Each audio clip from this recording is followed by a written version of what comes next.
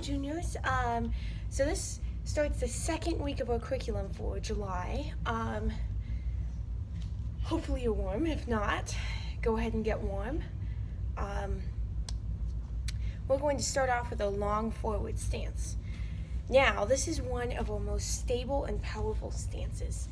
It's not the most maneuverable, so remember that if you're sparring, which I hope you're not doing yet, but it is very, very good for what we're going to do today.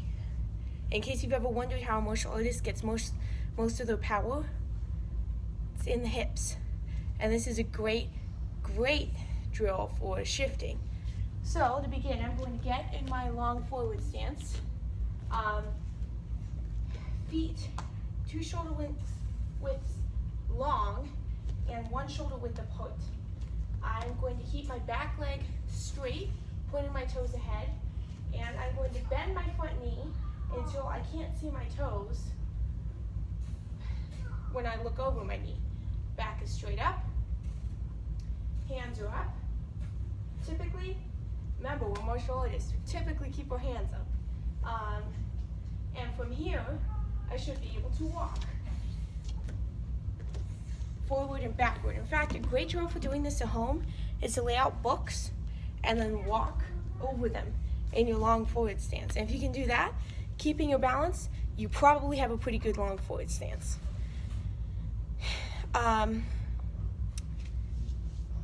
So practice that. Another way I like to do it is I like to practice holding it for a few minutes until it gets uncomfortable. Actually, that's how it's not the most interesting way, but it is a way to get good at stances, and stances are essential for martial arts.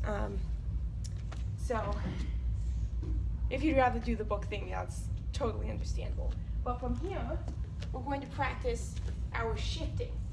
I'm going to take my feet, and I'm going to turn them and point them at the wall. And I'm facing you. Check your stance. Am I still in my long forward stance? Yes. So I'm going to take my feet and turn them back. Turn them again, turn them back. Now this gets all my body weight moving. And to this, I'm going to add my inside block. You remember, arm flex, like you're admiring your muscles. Swing in front of you with a snap. Make sure that you're not going past your chin, and making sure that you are far away from your chin so you don't get hit in the face. This I'm going to add to my shifting. So I'm going to be back here, and I'm going to shift and block. Right? Now if you have a parent around, this is a great time to get them to move a pad towards your face and have you practice some power blocking. You'll be surprised at how powerfully you can block with this drill. Okay?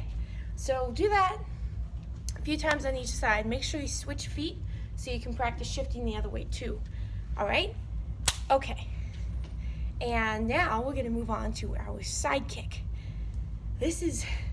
I think this is without a doubt our most powerful kick. We're doing a lot of power today, guys.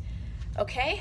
Now a side kick, for beginners, we teach it going off to the side. We're going to do a pivot side kick. And notice how I'm pushing all the way out there to the side. I'm hitting with my foot. The martial artists would call this bladed, and this is something that you can practice. But for now, just make sure that your heel is above your toes. I'm not kicking out to the side like this, like it's a front kick. That's not what I'm doing. What I'm doing is bringing my heel up and pushing it out, making sure that's higher than my toes. And that's what we're hitting with.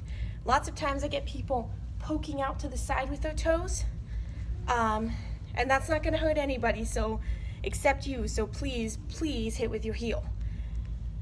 Okay, a great way to practice this is to put your leg up somewhere. See, on the counter. And I'm going to pull my toes back, point my heel. Now, don't do this without finding a spot that your parents approve of, because if not, that could be a little bit unsanitary, okay? But maybe put it up on the seat of a chair and practice pulling your toes back and pointing your heel up. All right? Another thing to do before we can get down to the fun of really kicking is making sure in my chamber that I'm bringing my knee up and then my bottom foot turns so my toes are pointing in the opposite direction of my kick. Okay? So I'm here and then up, bottom foot turn as I shoot it out. Otherwise you're going to end up stretching your hip a weird way. So I'd say do about 10 of those chambers on each side. And then if you want, you can practice some kicking. Okay? But make sure you get your chamber right. Okay. Moving on, we're going to work on determination. Okay? So we're going to be going over numbers 2 and 3 on the sheet. And our first one we're going to go over is when you've heard a lot of times before, trying and trying again until you succeed. And we put it there for a reason, because things are not easy. Like, most things worth doing are not easy, and you probably won't get them the first time. And that's, it's just how it is. But it's important that you try again, because these are really worth having. I mean, think about it. In martial arts, and sometimes in school, I'm sure all of you have failed tests. I certainly have. But you can't give up. You gotta keep going, because in the end, your goal is really worth having. So think about that. It's one of the most important qualities of someone can have, is once you recognize what's right, or worthwhile, or good, pursue it, and don't stop pursuing it until you get it. All right, and number 3 it's another really good one. It's learning from my mistakes and not repeating them. Now, we all know people that, and these are more honest people, which is a great quality, but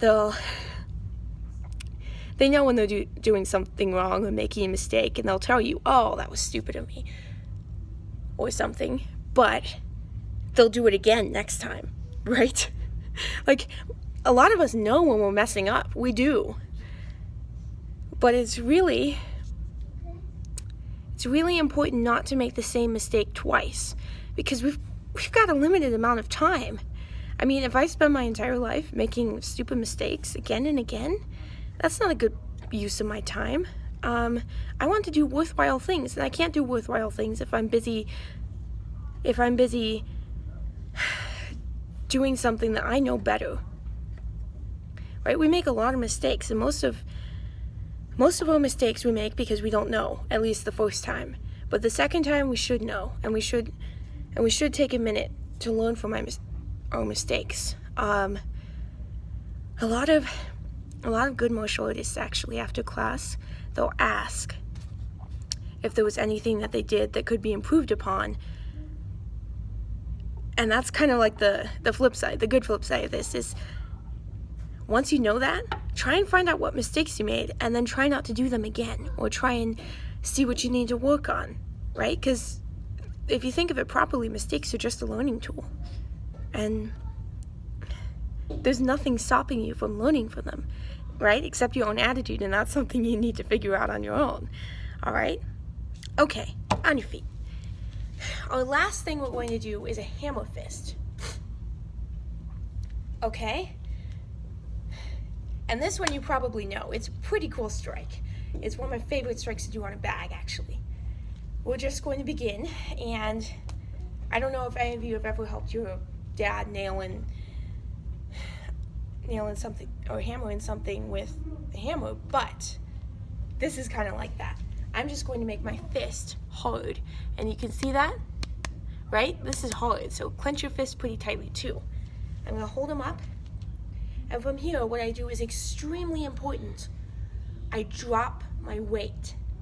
I'm not waving from here. Sure, I got some muscular strength in my arms, but nothing compared to the weight of rising up and dropping down, and rising up and dropping down, okay? There's a bend and a drop. Now, what I do not want to see from you guys is when you drop down, dropping your body, like bending it forward. It's always so much powerful when you keep your back straight as you go down. bend your knees and rise up slightly on your toes before you drop down, and that'll make it a lot more powerful. Okay? Now this is something you can do with your parent. If you've got like a pillow or a cushion that they could hold for you, have them hold it like this. And parents, when you're doing this, make sure that you let your arms swing. Okay? If you let your arms swing, it'll really ease the strain on your shoulder, because your kids are gonna be hitting this hard. I want you to try like 5 or 10 hammer strikes on each side, making sure you drop your weight each time and use that really big yell, okay? All right? Good job, guys, and I hope to see you in my next video.